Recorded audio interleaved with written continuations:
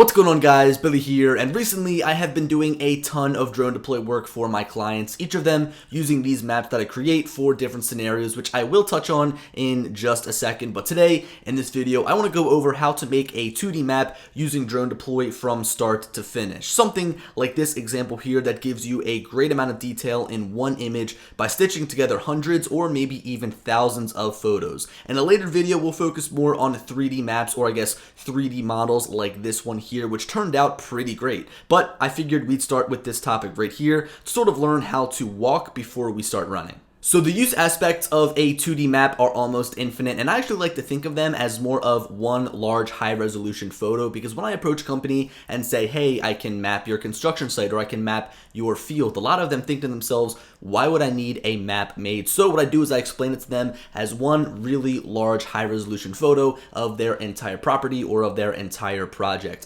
Anyway, there are a couple of different use cases that I've used this 2D mapping software for within DroneDeploy. One of them is for large plots of land that are going to be developed. So as of right now, they're just sitting there, but then potentially they're going to put townhomes or they're going to put apartment buildings. Also, large complexes such as apartments, shopping centers, schools, etc. Also, construction sites that are in progress, as if they go to Google Maps, it's not going to be an up-to-date real-time view of the construction that they have done. Also, we got agriculture, that's pretty much a given with fields, crops, buildings, etc. And then finally, solar, right? So all of these options, or all of these, I guess, use case scenarios I've done before. This is what I've got experience with, but there are also a ton of different options for 2D mapping out there, things that I probably haven't even thought of. Alright, so now let's jump into the process of how to actually create these 2D maps. And the first thing we need to do is plan our mission. Now this can be done through your phone, your tablet, or your computer, as DroneDeploy offers software for all of those devices, so it makes it very versatile. For me, I'm on my iPad mini 4. I'm in the DroneDeploy application, and the first thing we need to do to plan our project is click on a new project in the top left corner. Now you can search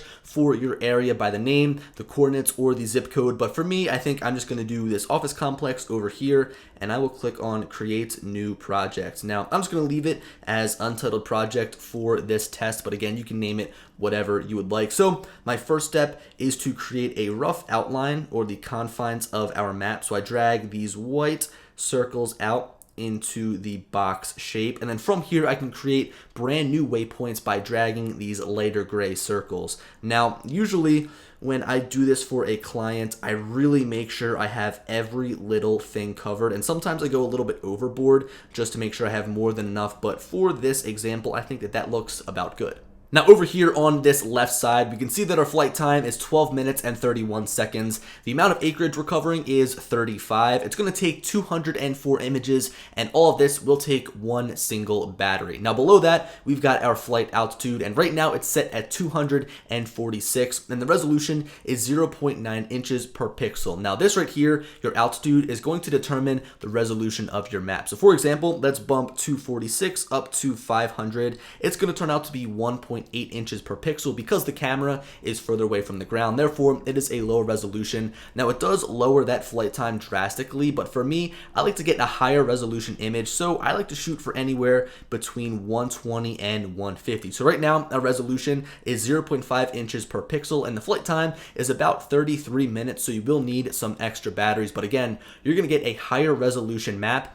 Also, make sure you look out for structures or any obstacles, as you are going to be flying lower. After the altitude, we've got structures mode, and basically this just has the drone fly around the perimeter and take more pictures that allow it to stitch together a better looking 3D model. But remember, in this video, we're only going over 2D maps, so we're going to leave this turned off. In terms of live map, I leave this turned off as well. It's a brand new feature that allows the drone and the software to basically stitch the map as you fly, which is a great, I guess, idea in theory, but again, I've never tried it, so for now, I've got it turned off. The final thing that we have to tweak is our advanced settings, but within the advanced settings tab, there's a lot of stuff going on. So the first thing we've got is our overlap, the front lap and the side lap. This is how much the images actually overlap over top of each other, and then from there, DroneDeploy uses like objects within those images to stitch them all together. So they recommend at least 65% for the side lap and the front lap, but for me, I like to go a little bit overkill. I bump these up to 80-80. So I go for 80% and 80%. Now, as you can see, this This does drastically increase the flight time to 71 minutes now for 5 batteries. But again, I've never had any issues with DroneDeploy actually stitching together these images to create the map. So I like to go a little bit higher just to make sure I don't need to run another flight and get some more photos. Next up, we've got our flight direction, and you want to make sure that you change this so that the drone is making the longest runs possible and it's not turning around a bunch of times. So right now, I think that this looks about good, but again, play with this and see what comes out to be the lowest amount of flight time. Next up, we've got our max flight speed. I've got it set to the fastest as possible to make sure my map gets done as fast as possible. Next up, we've got our starting waypoints. I just set it as 1, but you can then go ahead and change which waypoint you want to be the starting waypoint. Optical avoidance turned on, the drone's flying itself. I always want to make sure it's looking out for things itself. Next up, make available offline. I've got that turned off, as usually I'm just connected to my hotspot through my phone. So again, I've got that turned off.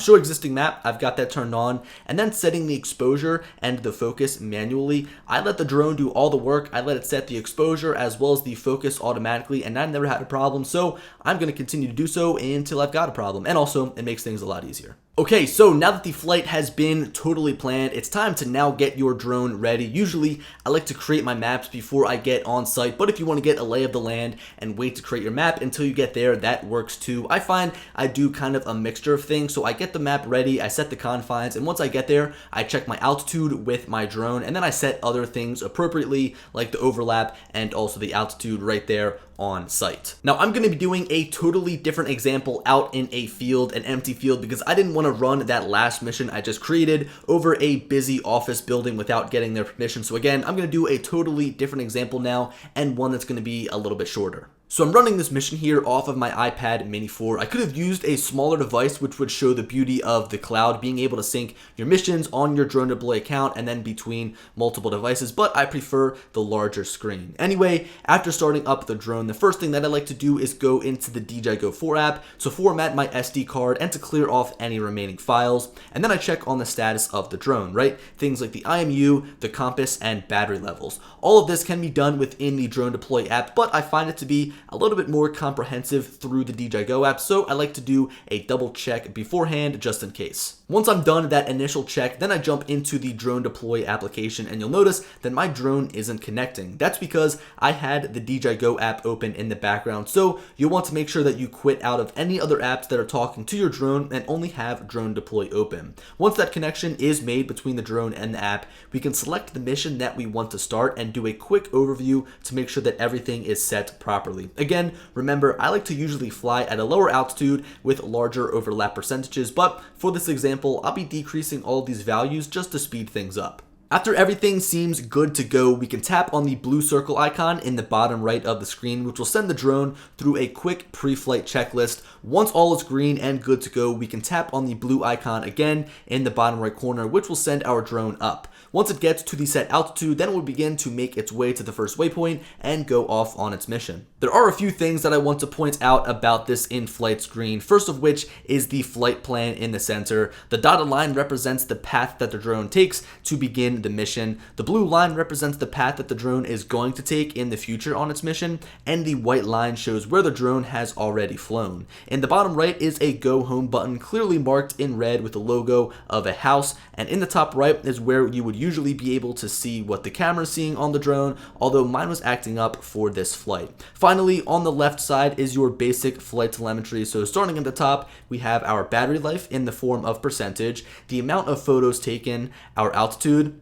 our speed, our distance from home, and our total flight time. So as the mission continues to go on, the drone's location moves along the flight path, and once the battery gets to a low enough percentage, it'll come back to its home point so that you can swap out the batteries. It comes back at the return to home altitude set in the DJI Go 4 app. So for me, it was somewhere around 360 feet, and in my case, it did a pretty good job at coming right back down in the same place that I took off from. Once I swapped out the battery with a fresh one and turned on the DroneDeploy app recognized that and gave me the option to continue my flight. From there, it goes through the same pre-flight checklist as the first time, and once it takes off, it goes right back to the point where it left off and finishes the mission. Also, in the top right corner, as you can see now, we can actually see what my camera's seeing. So there's a good example for you guys to see if you were wondering.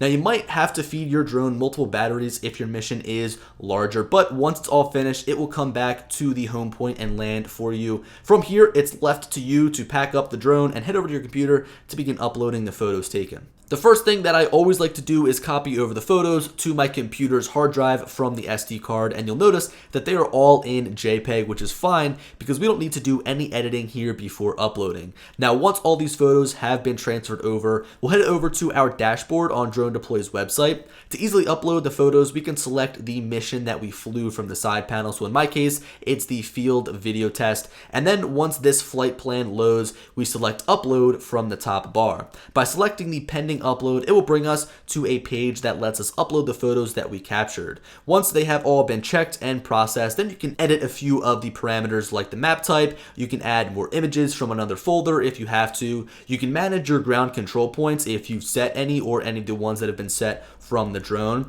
And there are also a few other advanced options that you can change, but if you are all ready to go, then you can just select upload at the bottom. Now, you'll notice here it says that the estimated processing time is 5 to 19 hours, which is a pretty big range, but I found that it's closer to the quickest time that it gives you. The large 3D map that I showed you guys in the beginning is the largest that I've done to date and contained 2,400 images. So it said it would take anywhere between 19 to 68 hours to fully process, which is insane. But if I remember correctly, it got done in less than 24 hours, so a full day's time. What I typically like to do is begin the upload on my computer, connecting to the personal hotspot on my phone, but usually it's just not worth it because you're uploading like 5, 6, sometimes 10, 11 gigabytes of photos. So you can try to find a coffee shop with fast Wi-Fi, but I found that it works best just to go home and then begin the upload once you're on a decent Wi-Fi connection.